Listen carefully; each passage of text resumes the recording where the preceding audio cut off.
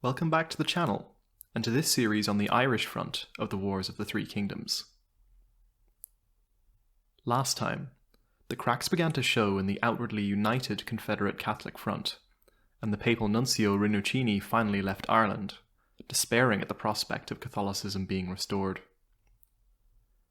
This episode, we are beginning with a momentous event in the history of England, that being the execution of Charles I by Parliament. Charles was executed on the 30th of January 1649, and left England without a monarch for the first time in its long history. This sudden absence of central control left a pretty large power vacuum, and Parliament stepped in to fill it. The Kingdom of England was reformed into the new English Commonwealth, an entirely new political entity, headed by Parliament. The remaining supporters of the late Charles I were by now mostly confined to Ireland, as one of Charles's last acts had been to strike a deal of mutual aid between the Catholic Confederacy and the Royalists. Once the English Commonwealth consolidated its power at home, it looked across the Channel to Ireland, which was now essentially self-governing following the death of Charles. An independent Ireland that was a hotbed of Royalist sympathies could not be allowed to stand, and plans were drawn up by Parliament to conquer the island once more.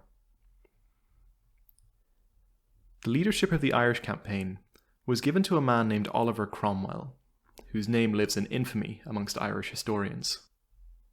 Oliver was born into the middling English gentry on the 25th of April 1599. His ancestry can be traced to the famous Thomas Cromwell, who had been chief minister to Henry VIII in his day and wielded a great deal of influence. The novel Wolf Hall by Hilary Mantel is a fictional retelling of Thomas Cromwell's life as the king's minister during the turbulent period of Henry's break with the church, and is a very interesting read if you're interested in that period. We know frustratingly little of the greater portion of Oliver Cromwell's life until his rise to fame as a general and statesman during the English Civil Wars. Only 4 of his personal letters survived to give us an idea of what the man was like, along with a portion of a speech he gave in 1628. What we do know is that he was extremely religious, having been converted in 1630 by the English Puritans, who were a group of English Protestants who thought that the Elizabethan reforms to the faith had not gone far enough and required further examination.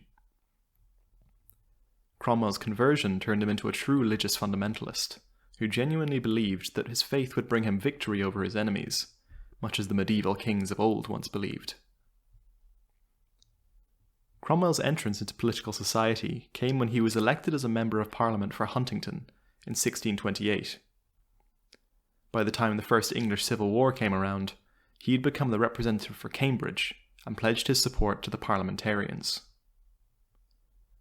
Cromwell was not a military careerist, but ably demonstrated his aptitude for military matters in the First and Second English Civil War, earning himself a prominent role in the command of the New Model Army. The New Model Army was formed in 1645 by the parliamentarian side of the English Civil War, due to feelings of dissatisfaction with the state of their forces at the time. The soldiers of the army were full-time soldiers rather than part-time levies, and its officer corps were forbidden from sitting in Parliament to ensure that they stayed clear of any political intrigues. The army was made up of veteran soldiers who held Puritan beliefs much like Cromwell's, and from conscripts who held a more diverse range of beliefs. While not all of the New Model Army was united in its flavour of Christianity, it was certainly united in its condemnation of Catholicism, as would be demonstrated in the 1649 Irish campaign that the New Model Army led the way in. Returning to Cromwell, his string of victories over the Royalists in the English Civil War made him a famous and influential man. It was not at all surprising when he was picked by Parliament to lead the New Model Army into Ireland in order to wipe away the remaining Royalist resistance there. The way was prepared for Cromwell's arrival by the Battle of Rathmines. By early 1649, Dublin was the only remaining parliamentarian outpost in Ireland, and the only safe port for Cromwell's invasion force. Colonel Michael Jones was in command, a man who had been active in Ireland on behalf of Parliament for several years now. the Irish Confederate Catholics decided to make an effort to take Dublin and deprive Parliament of their last safe port to reinforce their Irish foothold from. A combined Royalist and Confederate Irish force under James Butler, the Duke of Ormond, gathered at Rathmines just south of Dublin on the 2nd of August 1649. It is thought that Ormond's coalition amounted to 11,000 men, in theory more than enough to lay siege to and capture Dublin. The Duke set about occupying the strongpoints in the region in preparation for the coming assault on his prize. Upon arriving at Baggotsrath Castle, the Royalist forces found it held against them by Jones's men. Perhaps overconfident due to the size of his force, or simply careless, Ormond did not draw his troops up in battle order outside the walls, clearly not expecting his opponent Jones to attack him while his men were preparing to camp. That is, of course, exactly what Jones decided to do. With 5,000 men, he launched a surprise assault on the unprepared Royalist troops and put them to flight. A rearguard action was eventually managed by Ormond's forces, but his losses were severe. Ormond claimed that he lost 1,000 men in the battle, which was a grievous amount to lose in a single engagement.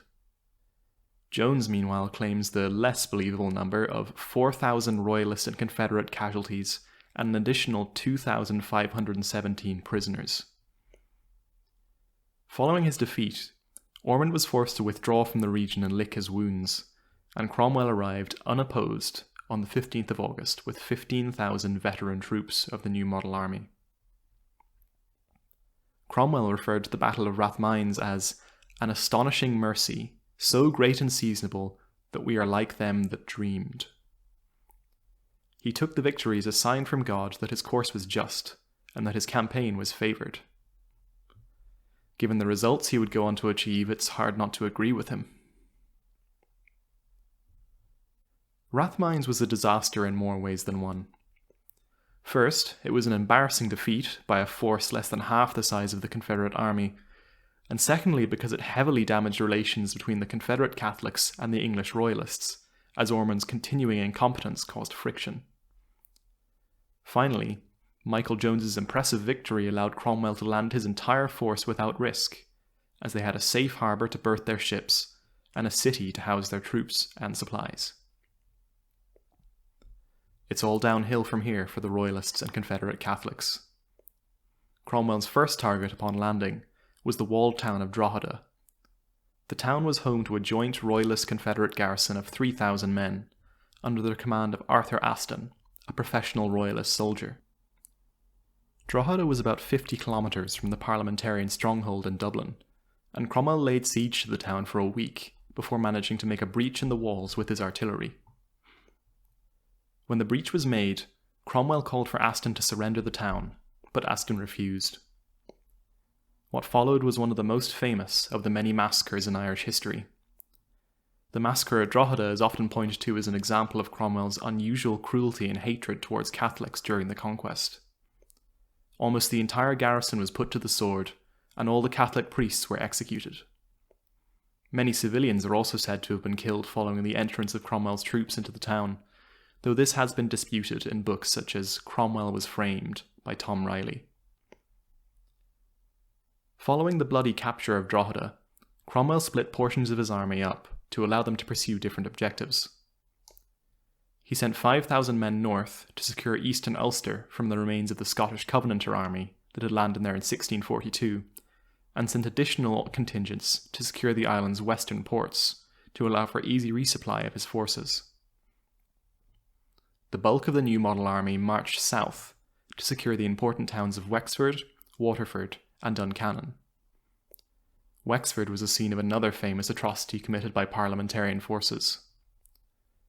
Cromwell's troops arrived at the town on the 2nd of October 1649 with 6,000 men, 6 heavy siege guns, and a pair of mortars. The Confederate garrison in the town was 1,500 strong, and was led by David Sinnott, the town's governor. Having heard about the treatment of Drogheda in September, the townspeople were not keen on fighting Cromwell. Sinnott opened negotiations with the enemy for a conditional surrender almost straight away, though it may be possible that Sinnott was only playing for time, as he was steadily reinforced as the siege progressed until his garrison was 4,500 men strong. The theory that Sinnott was just playing for time gains weight when you consider the ridiculous demands he was making. Some of his terms included free practice of Catholicism and safe passage for the entire garrison with their weapons to a friendly port. Puritan and clever military commander that he was, Cromwell was never going to agree to such terms. However, when Cromwell's siege guns blasted 2 breaches in the walls of the town, Sinnott appears to have started negotiating properly, and Cromwell seems to have been amenable to the terms based on the letters he and the governor of Wexford exchanged. However, while the negotiations were ongoing, Cromwell's troops assaulted the town without receiving orders to do so and achieved complete surprise. Panic spread through the royalist garrison as they suddenly found the streets full of the enemy, and a rout ensued as the garrison attempted to flee and the parliamentarian troops sacked the town. Cromwell himself estimates that 2,000 of the royalist garrison were killed, to only 20 of his troops. The civilian body count was also extremely high, though numbers on that front are less certain. While it is true that Cromwell did not order the attack on the town while negotiations for surrender were ongoing, he also made no real effort to rein in his troops once they had begun sacking the place. As such, I don't think he can be completely absolved of guilt. The sacking of Wexford proved to be a hindrance for the parliamentarians, as the settlement was utterly ruined and unusable as a port. Cromwell was actually forced to request a transfer of soldiers from England to repopulate the town and reopen the port. On the other hand, the brutal capture of yet another major town frightened the royalist Confederate coalition. The Duke of Ormond stated that the violent manner in which Cromwell captured towns spread fear throughout his forces. Towns like New Ross and Carlow quickly surrendered to Cromwell without a fight when his army arrived at their doors. When spring of 1650 came around, Cromwell again set about the business of capturing the remaining walled towns in Ireland. The most important of these towns to capture politically speaking was Kilkenny, as it was the seat of the Supreme Confederate Council, and taking it would be a huge propaganda victory. Cromwell arrived at the town on the 22nd of March 1650. He set up his artillery on the hill adjacent to the town and issued demands that the town surrender to him. While the negotiations were ongoing, Cromwell sent a detachment of his troops to Irishtown to capture it, but they were repulsed. Following this small defeat, a letter of refusal came from the Kilkenny garrison, and Cromwell began bombarding the walls. A breach was made in the south wall around noon that same day, and Cromwell ordered his troops to storm it, as they had done so before. After 2 attempts with heavy losses, his troops simply refused to attack the breach again. Instead, the bombardment of the walls continued until March 27th, when a second breach was made. Following this breach, some of the defenders began to desert their posts. This coincided with the arrival of 1,500 additional parliamentarian troops to reinforce Cromwell's besieging army. On March 28th, the next day, the town was handed over to Cromwell in order to avoid a sack. The leaders of the town were marched out and actually complimented by Cromwell on their bravery. For once, the civilian population evaded a massacre, and the town was occupied. Cromwell's next target was the town of Clonmel. It was here that the first major reverse of the conquest was suffered by the new model army. The siege of Clonmel took place between April and May of 1650, and was an extremely bloody affair. Cromwell was in a particular rush to take the town, as he had been briefly summoned back to England to put down a royalist uprising, and he was eager to make up for lost time. As a result of this desire, he opted for a speedy assault rather than a protracted siege. Cromwell positioned his artillery on a hill, as per usual, and began to batter the walls of the town. Once a breach was made, Cromwell prepared his men to storm it. However, the town's commander Hugh Dove O'Neill, or Black Hugh O'Neill, ordered the townspeople to prepare a killing field in the breach that would force the enemy into a narrow choke point where they would be faced with pikes, muskets, and cannons loaded with chain shot. Chain shot was a particularly grisly invention that caused horrific damage to anything it came into contact with. It was essentially two cannonballs tied together by a length of chain. When fired from the cannon, the balls would spin in the air with such speed that the chain could bisect a human torso. When the parliamentarian infantry charged into the breach, they were met with overwhelming firepower and suffered extreme casualties. The infantry had no room to move and could barely raise their weapons as they were cut down in droves. A second assault was made by Cromwell's elite dismounted cavalry, but this too was repelled using similar tactics. Following this extremely bloody assault, Cromwell called off the attack for the day. O'Neill's men had expended nearly all their ammunition, and so slipped out of the town under cover of darkness, leaving the town completely defenceless. The next day, Cromwell negotiated a conditional surrender with the town's mayor, John White, thinking that the town was still heavily defended. When Cromwell discovered the deception, he was furious, but he respected the terms of the agreement and did not harm the townspeople or their property. It is thought that 2,000 of Cromwell's 8,000-strong force were killed in the trap at Clonmel. In May 1650, things finally began to collapse for the Confederate Royalist coalition. Charles I's son, Charles II, cut ties with the Irish Confederates, repudiating the deal his father had struck with them. Instead, he signed an agreement with the Scottish Covenanters in the Treaty of Breda. This event completely undermined Ormond's position as head of the Royalist coalition in Ireland and caused many to desert the parliamentarian side, as Cromwell offered generous terms to Protestant Royalists in Ireland. Cromwell himself had by this point passed command of the Irish campaign to Sir Henry Ireton and returned to England to deal with Charles II and the Scottish Covenanters. Ireton inherited an army that had won many victories but was severely depleted by combat and disease. The Catholic Confederacy still commanded significant forces, particularly in Ulster. Luckily for Ireton, these Ulster forces would soon meet with disaster. The 6,000-strong Confederate force in Ulster had formerly been commanded by Owen Roe O'Neill, the veteran soldier, but he had died in 1649, leaving command of the army to an inexperienced Catholic bishop named Heber MacMahon. The Ulster army encountered a 3,000-strong parliamentarian force under Charles Coote in June 1650. This English army was by no means professional, being made up mostly of settlers that had taken up arms during the war. Despite the overwhelming numerical advantage the Confederates possessed, MacMahon's inexperience allowed Coote to win the day. The Ulster army was routed and took 2,000 casualties. It was never to be a useful force to the Confederacy ever again. The final strongholds of the Catholic Confederacy were now Limerick and Galway.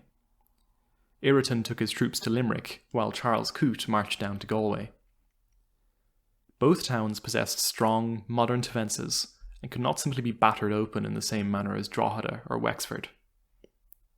Instead, the parliamentarians elected to simply starve the defenders out, seeing as help would not be coming, and Limerick fell in 1651. Galway followed in the next year, and this heralded the end of organised resistance to the parliamentarians. After the fall of Limerick and Galway, guerrilla attacks were orchestrated on Parliament's forces, but no real damage could be done, as the Catholic Confederacy was utterly shattered. The Irish guerrillas mounted attacks on English supply convoys, but these simply invited vicious reprisals that devastated the civilian population.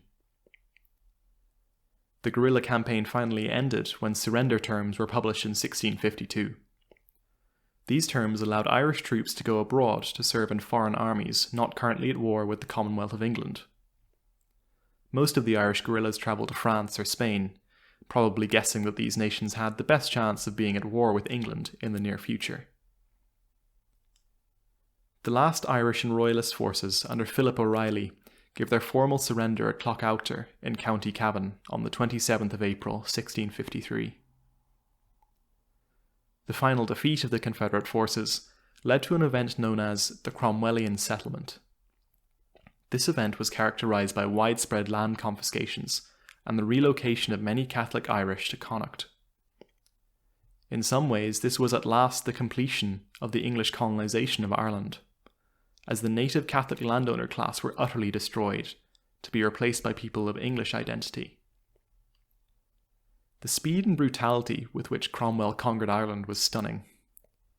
One of the most amazing things about the whole conflict is that Cromwell had no prior military experience before his role as commander in the English Civil War. Despite this, he routinely defeated men he ought to have had no business being capable of defeating. The victory of Cromwell in Parliament was a heavy blow to thoughts of an independent Ireland, but it was far from the last time that the people of the island would rise up in rebellion. Thank you for listening to the final episode in my series on the Wars of the Three Kingdoms. Throughout this series I've been focusing on the Irish side of the war, only referencing England and Scotland where absolutely necessary. However, if you are interested, I would highly recommend looking into the English Civil Wars in more detail, as they are a fascinating period in the history of the island, and they raise all sorts of interesting questions about a king's right to rule. If you have any questions about this episode, you can leave me a comment or email me at kianrowanYTyoutube@gmail.com. You can also view my blog at www.irishhistoricalstudies.blogspot.com.